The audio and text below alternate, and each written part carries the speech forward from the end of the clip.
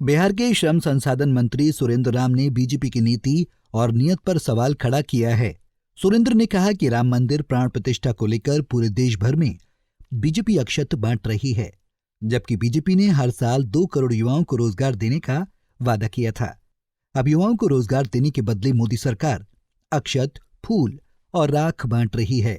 राम ने कहा कि कम संसाधन होने के बावजूद नीतीश सरकार लाखों युवाओं को नौकरी दे रही है, लेकिन बीजेपी केवल लोगों की भावनाओं से खेल रही है। जो है ना राम मंदिर का हम लोग विरोध करते हैं, नहीं ऐसा कुछ है। सरकार का हम लोग का काम है कि हम लोग जो है ना अक्षत और फूल बांटने का काम नहीं।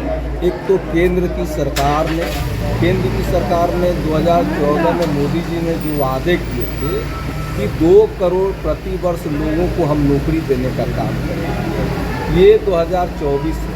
10 वर्षों में 20 करोड़ नौकरी मिलना चाहिए, लेकिन नौकरी तो दिए नहीं। अब जनता को क्या देंगे? यही ना, कभी अक्षत देंगे, कभी फूल देंगे, देश को जला दिए अग्नि की आग में। अब क्या देंगे? देश की जनता को राख देंगे। इनके पास तो कुछ है नहीं। बिहार में कम संसाधन के बावजूद भी हमारे आदरणीय सम्मानीय बिहार के मुख्यमंत्री और आदरणीय सम्मानीय नौजवानों के हमदर्द और नौजवानों के मसीहा आदरणीय हमारे तेजस्वी बाबू, ये सब लोग, हमारे बिहार सरकार जो है लोगों को, युवाओं को नौकरी दे रही है। और जो है आप देख रहे होंगे कि केंद्र वाले फूल, अक्षत, राख दे रहे हैं। वहीं सुरेंद्र राम ने कहा कि बीजेपी की सरकार ने देश की संपत्ति को गुजरात के चंद लोगों के हाथों बेच दिया है। ने जो वादे किए थे, वादों के हिसाब से तो आप चले नहीं।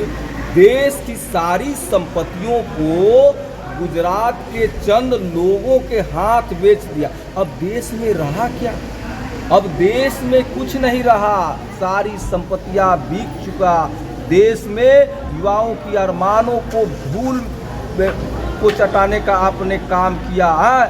तो इस परिस्थिति में देश के युवाओं को मोदी जी को देने के लिए कुछ नहीं है, तो ये लोग क्या करेंगे?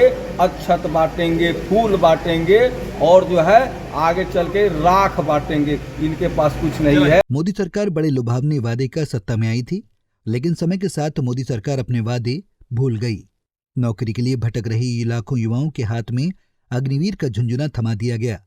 ऐसे में विपक्ष के पास बेरोजगारी, बढ़ती महंगाई जैसे बड़े मुद्दे हैं, लेकिन ये देखना अहम होगा कि इन मुद्दों को 2024 में विपक्ष किस हद तक भुना पाएगी। पंजाब केसरी टीवी के लिए रोहतास से मिथिलेश कुमार की रिपोर्ट।